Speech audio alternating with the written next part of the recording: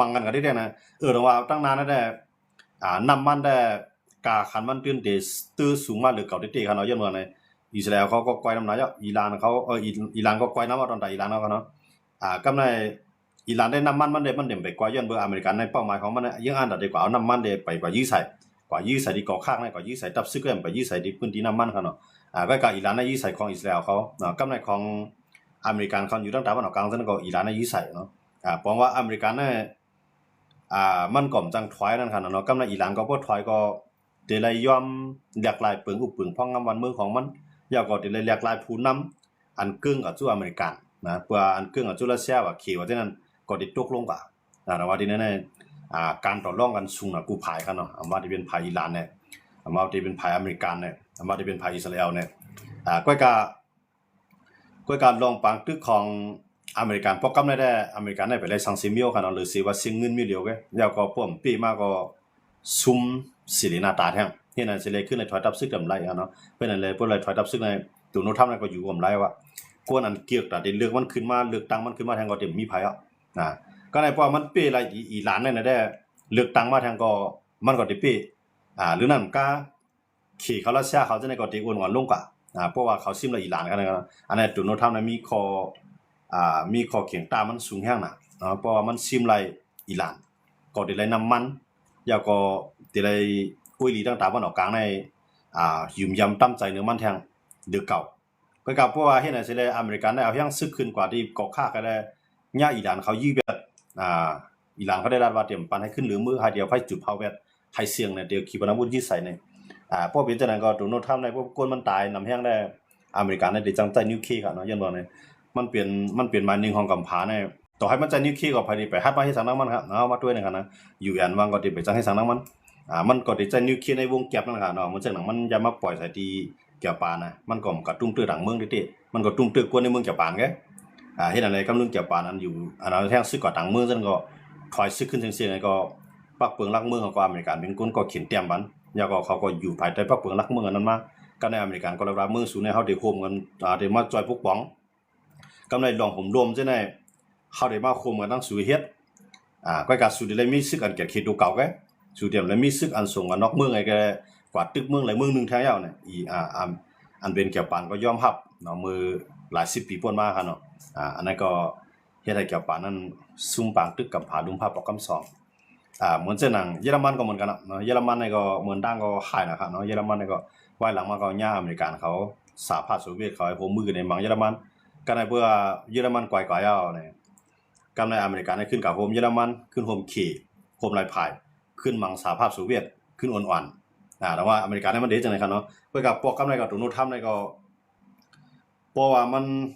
มันยาเพกูผายกันเนาะตั้งนึงในอีหลานก็ยอมละหูแข็งน่ะกำในแทงตั้งนึงก็อุ้ยดีของมันตั้งตาวันออกกลางซาอุเขาอยู่อีเขากาตาร์เขาโอมานเขาปาเลนเขาคูเวตเขาจะได้ก็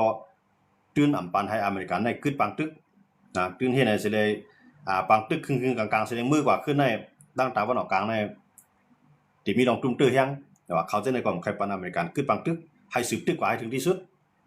กำในอิสราเอลก็ใครปันอเมริกันขึ้นปังตึกก็เลยที่มันเรียกอุบอเมริกันสิเลยตกลงเป็นพอลิตัวอเมริกันและอิหร่านทั้งสองฝ่ายนั้นอิสราเอลนั่นก็ยื้อตายไปแต่ว่าอิสราเอลก็ไปพร้อมให้อเมริกันในขึ้นปังตึกอย่างเมืองนั้นมันตึกแม่นพ้องหรือไร1หรือไรนาลิ้นตั้งกว่าปังตึกข้าวยาวว่าดิเนี่ยอิหร่านเนี่ยตั้นมามังอิสราเอลเตรียมตัวดิจังมาจอยอุ้ยลีของอิสราเอลจังมาจอยอุ้ยลีของอิหร่านเหมือนจังนั้นจุ่มฮิบุลลอฮ์เนาะอิสราเอลนั่นก็มังฮิบุลลอฮ์มังฮามาสก็ในฮูตีนั่นก็อิสราเอลนั่นได้กับมังแท้ย้อนเบอร์ฮูตีนั่นยื้อใส่มัน2ลูกก็เขาเนาะขีปนาวุธนั่นยื้อมา2ลูกก็กับมันตึกขี้อะไรอิสราเอลรัฐว่าอันนั้นเฮาเตรียมปันยาวหลายเฮาได้ขึ้นความมังขึ้นอันนั้นก็บอกว่าอิสราเอลในโมเดลในปังตึกในหับมือสีพาย1ในลงปองซึ่งอิหร่านอันมันมาข้างในขยามมาแล้ว2มาในฮิตบ่ลออันแผ่นดินจับกันในอันเต้ๆนี่เป็นเมืองเลบานอนคั่นเนาะใกล้กับว่าจับกันตั้งมันเป็นจุ่มฮิตบ่ลอเขาก็กุมกันก็ได้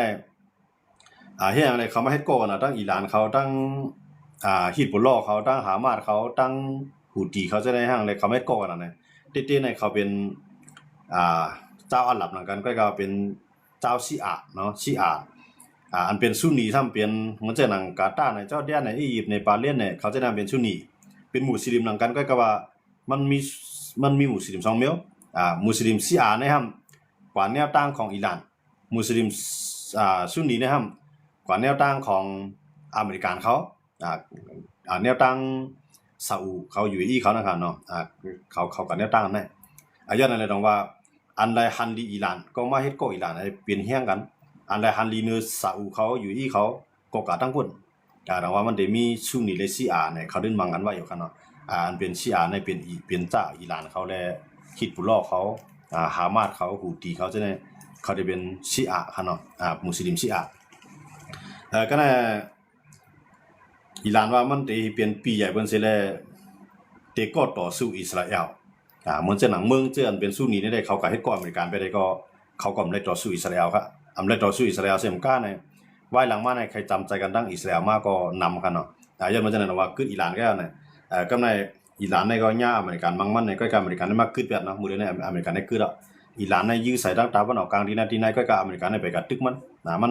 อเมริกันในปันขยาม10วันอุปไฮไลท์นะแต่ว่าก็ขอตกลงขอตกย้อนเขานั้นมันสูงนะทั้ง2ฝ่ายกันเนาะอิหร่านก็รัดว่าพวกใครอุปกันในอเมริกันอันอยู่ตั้งตาวันออกกลางในถอยมือเสี่ยงอันในข้อที่1ที่อิหร่านย้อนกันเนาะ2มาในขีปนาวุธในเฮาได้เฮ็ดยืดถึงไกลเลยดันคือก็ยาวอเมริกันเต็มเลยมายุ่งซ้อม3มาในปางตึกกันได้เกิดขึ้นในอเมริกันเขาตีไล่สายเตียนมันจะหนังอันเงินเสียงว่าในปางตึกกูจิกูลองในเกิดเป็นบางตึกเสียเลยมีน้องดูซุ่งป่ะอันในให้อเมริกันเขาเลยเสลียวขึ้นสายเตียนมันขึ้นในอันในข้อที่3ครับข้อที่4มาในปึงอุปึงพ้องกับเมืองข่อยหลานในให้ขึ้นอยู่ปักเก่าปึงเก่าอเมริกันในเตรียมไล่มายุ่งเมืองเลยเตรียมไล่มายื้อให้มีรองหับห้องปันรองในหรือนั่นก็ได้มีป้าแทงอันในข้อที่5ค่ะเนาะในข้อที่5นั่นก็มันจะมีป้าไว้ให้อิหร่านนั้นให้มีให้ละอยู่ไล่ด้วยมีต่างเมืองเข้ามายื้อไล่แล้วก็ให้มีรอหับห้องปานนั้นนะครับเนาะในทั้งหมดมันจะมีบอก5ข้ออันอิหร่านย้อนไว้ครับเนาะใน5ข้อนั้นก็อเมริกันก็เตรียมจังปันไล่ครับเนาะอเมริกันก็เตรียมจังปันไล่กำในอเมริกันนำย้อนไว้15ข้อเนาะอิหร่านได้ย้อนไว้5ข้อก็5ข้อนั้นเป็นอันที่อเมริกันเตรียมเฮ็ดจอมไล่กำใน15ข้ออเมริกันก็ย้อนไว้แล้วจะไล่ลองครับเนาะ1อิหร่านนิวเคลียร์นั้นเตรียมละเอียดแล้วมันจะอยู่ในเล่มแล้วก็เอาปันจุ่มอันผู้เกี่ยวข้องเขาอันด้วยถึงจุ่มลองนิวเคลียร์นะครับเนาะให้ปันนั้นแน่ๆกำในอาวุธนิวมันจะหนังซึกอิหร่านก็เตรียมไล่จอยพายาวให้อยู่เป็นซึกแก่คิโดเก่าฮังก้วยก็เตรียมไล่ก็จอยจุ่มนั้นจุ่มไหนให้สร้างปัญหาเนี่ยมันจะหนังจุ่มหามาที่ปุโรเขาใช่นะครับเนาะแต่ว่าอิหร่านก็ย่อมไล่ครับบอกว่าใน15ข้อนี่ก็อิหร่านเนี่ยย่อม10ข้อกำใน5ข้ออิหร่านย้อนนั้นก็อเมริกันไปย่อม10ข้อเนาะไปย่อม10ข้อย้อนว่าจังนั้นแหละตึก10อุปกันทางอยู่เนาะตึกอุปกันทางมื้อละได้ตัวโน้ตทำในปันขยาม10วันในคาราง10วันในมันปวนมา2วันเอาเนาะคือแทงหมอก8วันก็นะคือแทงหมอก8วันได้มันสิเป็นซื่อเรื่องฮู้ค่อยกับเมืองอเมริกันได้ลุกหนีกลางไสกวนเปลี่ยน10ล้านก่อค่ะเนาะลึกล้ำตัวโน้ตทำค่อยตัวโน้ตทำผมสนใจครับตัวโน้ตทำเราเป็นก้นงือกวนหูนกตามหมวดกวนเสื่อมหันกาขัน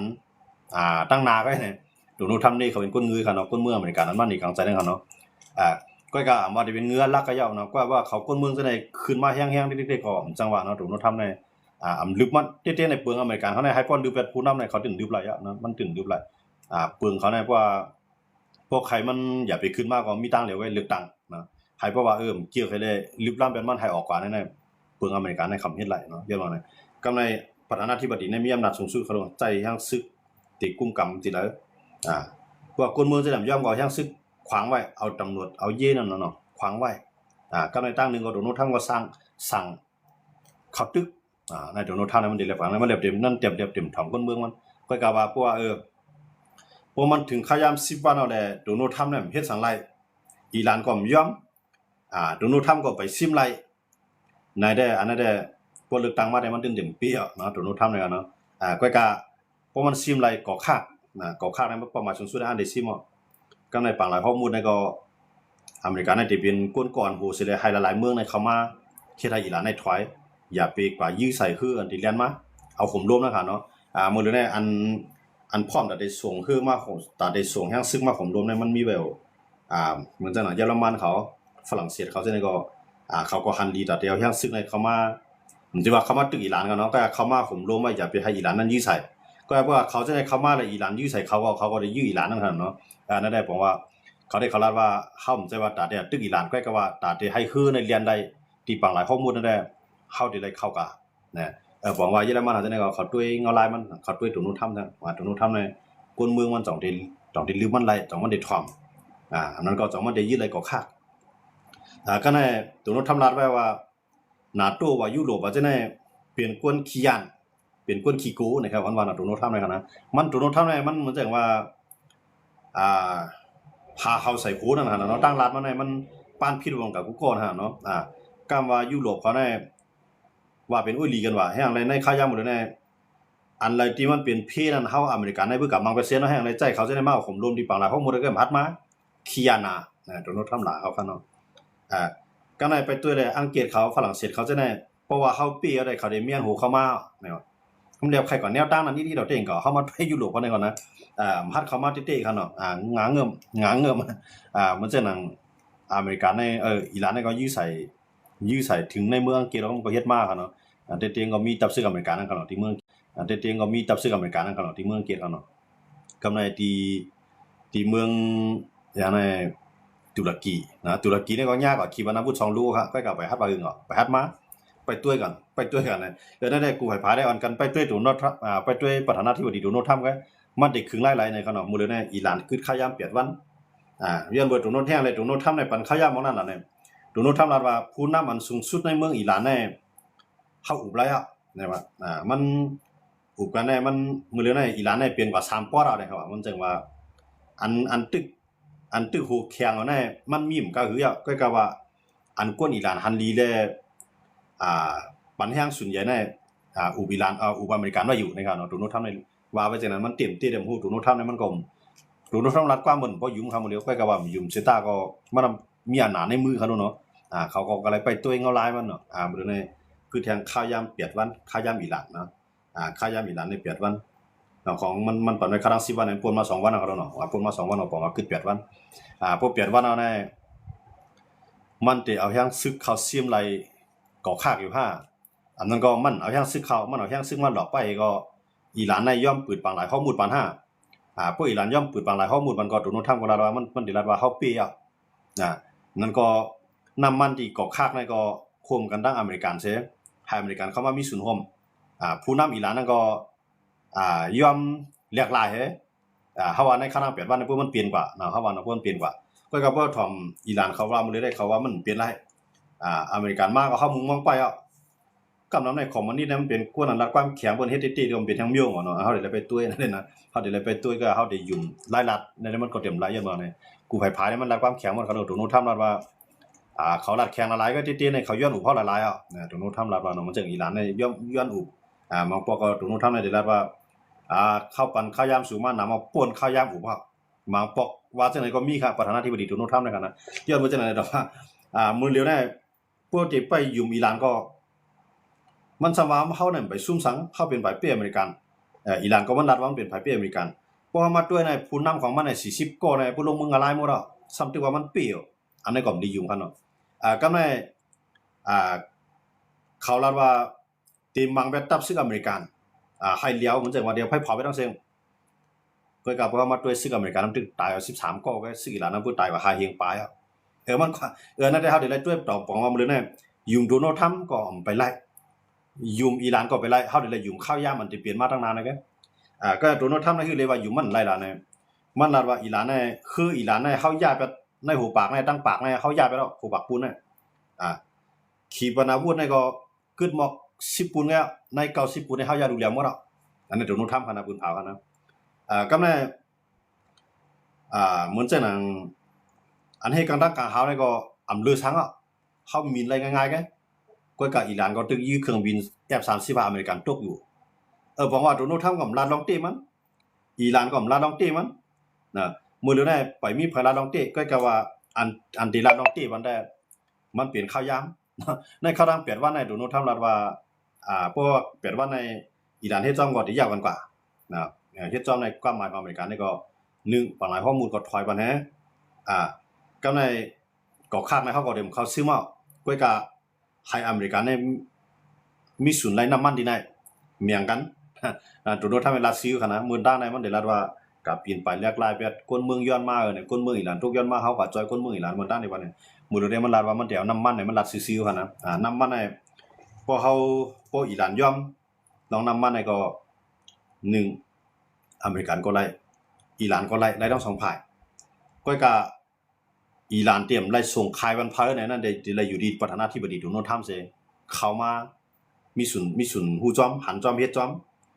เหมือนเจ้าหนังประธานาธิบดีโดนัลด์ทรัมป์เนี่ยมันกว่าดีมันกว่ายืดเวเนซุเอลานะครับนะมันกว่ายืดเนี่ยก็ยืดเราสองก๊กผมมีเนี่ยก็นะนิโคลัสมาดูโรสองก๊กผมมีมันเป็นประธานาธิบดีเลยมีนางมันนะครับเนาะกว่าคิวมาต่องแตงอะไรก็มัดเจิกมาก็ขี่เครื่องบินมาก็เอาลง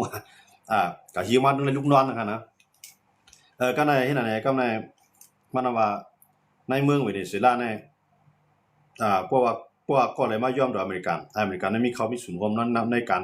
ด้วยถึงน้ำมันในการอุปเปิงพองน้ำให้มีศูนย์รวมที่ลึกคุณน้ำก็ไรเนี่ยก็กับเวเนซุเอลานั้นมันย่อมกว่าเนาะเวเนซุเอลานั้นมันรับความแข็งเขาเลยนี่ก็รับมาตัวลงในทางแห่งซื้อไว้3-4แสนอันบางเลยกำเนิดสุดมามี3-4แสนขนาดเนาะมี60,000เงี้ยเนี่ยเข้ามาขนาดอเมริกันเขาก็ซิมไปได้ตอนใจเขาย่าไม่4ชั่วโมงหิวมาไปเลยอันนั้นก็เวเนซุเอลาก็ย่อมเลยเนี่ยอิหร่านได้มันไปย่อมก็ย้อนเบอร์นะอิหร่านเนี่ยมันเต็มเมืองเวเนซุเอลาย้อนว่านะมันอุปเปิงเลยปึงศาสนาค่ะเนาะศาสนาเนี่ยเพราะมันได้เขาได้ออกภายในกวนเมืองหลายเสียงว่าคือหลายเสียงว่าเพราะศาสนานึงอันเนี่ยมันเข้ามาได้ออกเนี่ยมันได้ยุ่มงมงายจอมอันที่มันยุ่มยำนั่นค่ะเนาะเด็ดๆในศาสนากวนในสอนให้เป็นคนดีคนเลียดคนมีสติวิริยะญาณก็ว่าก่อนเอามาให้เป็นพ่อดีตัดตุกก็ได้มันเด็กกับสอนทางเมียวขนาดเนาะอิหร่านเขาเนี่ยคำยุ่มยังคืออะไรเนี่ยจุ่มชีอาเขาเนี่ยเขาเนาะจุ่มมุสลิมชีอาเขาเนี่ยคำยุ่มจังอะไรเพราะว่าเปิ้นมายื้อเขาเสียเลยเขาเลยตายกว่าเขาเลยตายแต้นต่างพระเป็นเจ้าเขากำในพวกเขาเลยเอาเปิ้นตายเขาทำอะไรกู้สู้ขับบอกว่าจริงก็ขำกูตายในความหมายที่เขายุ่มนั่นค่ะนะ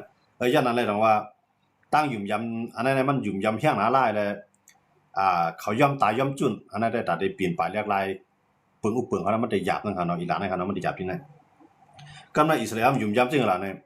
ยุ่มยำว่าแผ่นดินในมุกบ้องในอิสราเอลในเขามีแผ่นดินเยอรมันอยู่ในเมืองเยอรมันก็ไปกินเขาในฝรั่งเศสเราไปกินเขาอยู่อังกฤษเราไปกินเขากว่าเมืองไหนเพิ่นไปกินเขากูเมืองก็ในเผื่อเขามาในแผ่นดินที่เมืองปาเลสไตน์ตั้งแต่วันออกกลางเนี่ยก็ในคำว่าอะไรเนี่ยพระเป็นเจ้าเขาปันเขาเนี่ยเขาว่าว่าจะในอิสราเอลนะนะว่าเขาตายเนี่ยเขาดูตายแต้นตาแผ่นดินนั้นพระเป็นเจ้าปันเขาแกอิสราเอลนะคำอยู่เมียบจังไหนแผ่นดินในพวกอะไรมานึงอีกก็เป็นตาพระเขาเป็นตาก้นคือเขาได้อยู่คำยุ่มจังไหนได้เขาอันควักเอาแผ่นดินนี่อิสราเอลนะยุ่มยำลองแผ่นดินพวกเขาซุ่มในคำย่อมค่ะนะพวกเขาซุ่มในบอกว่าเขาซุ่มแผ่นดินปันซุ่มแผ่นดินพระเป็นเจ้าอันพระเป็นเจ้าปันเขานั่นกำไรกวนคือยิวอิสราเอลเขานั่นเปลี่ยนพระสร้างมาอย่างว่าจังไหนพระสร้างมาเขาก็เลยเฮ็ดต่างพระเป็นเจ้าเขาเฮ็ดแต้นต่างพระเป็นเจ้าเขาแผ่นดินในหรือได้รักษาไว้มันยุ่มยำจังไหนว่าอิสราเอลเนี่ยเขาทำอะไรแผ่นดินนี่เรื่องน่ะเนาะพวกยุ่มยำมันจังจ้าพูดเราซ้ำว่าคือมือเขาเกิดมากับป้าสังมามือเขาตายมือเขาก็มาสังมือเขาอยู่ในก็หลุเฮ็ดตาหน้ากุศลศีลกุศลภาวนากุศลเฮ็ดตั้งดีก็อย่าจ้าพูดเราซ้ำยุ่มยำจังไหนครับนะตรงว่าศาสนาเนี่ยมันมีอยู่ข้างไผ่ข้างมันก็ว่าตั้งยุ่มยำมันเหมือนกันตรงว่าอิหร่านนำยุ่มยำเพื่อตายสมาอะไรคือนิพพานอิสราเอลเพื่อตายสมาตายแต้นต่างพระเป็นเจ้าเขาตายแต้นต่างแผ่นดินอันพระเป็นเจ้าเขาอาบันเขาเนี่ยตั้งยุ่มยำมันอันใดดีนะพี่น้องเขากันทัดด้วยพูดใต้เขาคนเมืองคนจ้าพูดเขาเนาะใต้ก็ใจเขาใต้ในมันก็เฮ็ดการเข้าศาสนาคิดก็นำน้าของเขาเนาะว่าจ้าพูดเขาเนี่ยเนาะว่าจ้าพูดในป้ารังมานป้ารังขี่ป้ารังกูมีว่าเนาะเขาว่าเนาะป้ารังหลายๆคือกับเขาว่าเนาะในใต้ในหูปากใน90กับเขาว่าเนาะเขามามือเขามาก็ห้ำป้าสั่งมามือเขามือก็ห้ำหลัวสั่งมือเพื่อมือก็อะไรมีอันนั้นที่มือเจ้าว่ามีกูสูก็อย่าแล้วเขาก็ช่างสั่งไว้เด้ๆเขากันสร้างกูสูก็ไม่ได้ปล่อยเฮ็ดล้ำอันนั้นเป็นตั้งอยู่อย่างของจ้าพูดแล้วครับเนาะเพราะว่ามันเปลืองกันจังได๋ก็เก่านะเพื่อการอะไรดีได้ก็อะไรดีได้อยู่ที่เฮาเลือกเขานะครับเนาะพวกมาด้วยมันจังป้ายเบิ่งส่วนตัวเขาได้ยุ่มยำมันจังอิสราเอลในลีนะพวกเขาต่อสู้ตายเนี่ยเขามาตายแต้นต่างแผ่นดินเขาก็กวนเอาครับก็ในพวกมีแผ่นดินอยู่เนี่ยมันก็มีอาณาอุปเปิงแผ่นดินขนาด เอาใต้เขาทำจึงว่าตายมากดตุ้งอะไรนั่นก็แค่ขึ้นอีกปานที่ไหนกันใครได้สองเมียวน่ะใต้เขาเนาะเจ้าพูดเท่าส่วนใหญ่ก็ว่าเนาะมันใจกูกองเขาพวกตายกันนะเพื่อเขาตายกันซะว่าเพื่อกับเฮ็ดสังไว้เฮ็ดตั้งดีไว้ก็กดตุ้งอะไรเนี่ยมันก็เฮ็ดตั้งดีวันกันดูวันกันตั้งไว้ให้ปล่อยเฮ็ดล้ำแนมกดตุ้งอะไรซ้ำใครขึ้นอีกปานใครอยู่ใครดีใครกัดใครเย็นเนี่ยเฮ็ดปล่อยเฮ็ดล้ำเฮ็ดกูสู่ตั้งดูตั้งตันพวกเฮ็ดจังใต้นั่นแหละพวกเคยลีงก็เอามาจังเหือน่ะมันซุ่มข้าวยามแล้วก็เพียนดีเท่ากับฮักษาไล่ตาปันตาลูกหลานเฮาคาวันมื้อนาก็จะมีติวตั้นเช้าผู้อยู่เหมือนเจิงเจ้าพูดเท่ากันเหมือนเจิงใต้เขาเนาะว่าเจ้าพูดต่างเมียวได้บุญงมใจจึงเหมือนใต้เขาเนาะก็เจ้าพูดใต้เขาแน่กำลังได้มันก็ยุ่มที่ว่าเอาสังนั่นน่ะใครคืนนี่กูมาไล่เลย